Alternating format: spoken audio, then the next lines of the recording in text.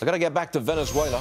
Anti-government protests have turned deadly there. President Maduro has given guns to his street thug supporters. He says the time for combat has arrived. Come in, Michelle Malkin, author of Sold Out. First of all, Michelle, I want to know, where's Sean Penn in all of this? He's a big supporter of the socialist revolution. Where is he?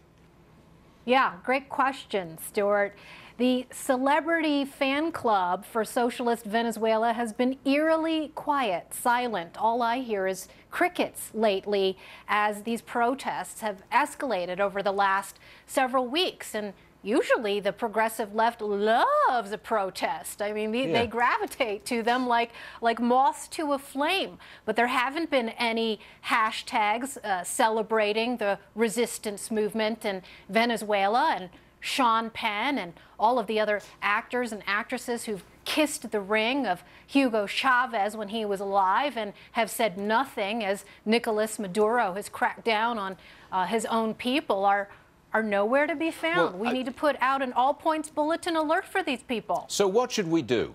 We are the United States of America, our neighbor, and they are fairly close neighbors, utterly collapsing. What should we do? I mean, should we send the Marines in?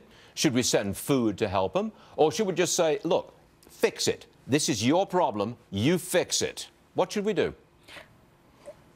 Another good question, Stuart. I certainly am not one to crusade for America being the world's policeman, but there are things that we can do from a position of moral authority to make our opposition to this brutality clear. We had Rex Tillerson, the Secretary of State, yesterday asked about this, express his concern about the constitutional violations of Nicolas Maduro. Of course, we had GM have its plant seized just this week. I'm surprised that they hung on as long as they did.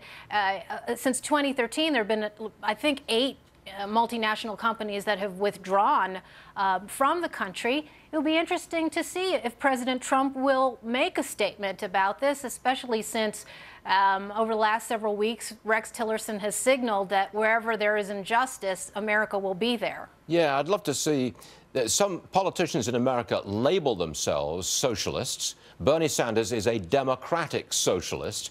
I wonder if they'll drop that word, socialist, from their nomenclature, so to speak. I just wonder how the far left in America is ultimately going to react to the collapse of this socialist dictatorship. I haven't a clue how what's going to happen here. Yes, and that is a very good question about the ideological accountability that these outright explicit socialists like Bernie Sanders should be held to.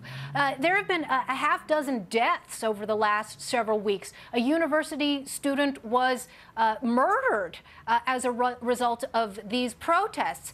And yet there is Bernie Sanders, who has criticized the American economic system. I don't know if you remember this, Stuart, but during the campaign, he complained that our problem is that we had too many choices on our store shelves. Do you remember this? He said that there were 23 different kinds of deodorant and too many different kinds of sneakers. This was the problem. And yet here in Venezuela, you've got starving, desperate people who can't get toilet paper, for whom the daily struggle for subsistence is brutal, and there's absolute silence in the halls of Congress. Well said, Michelle Malkin, author of Sold Out. Thanks for joining us, Michelle. We'll see you again real soon, I'm sure. Thank you.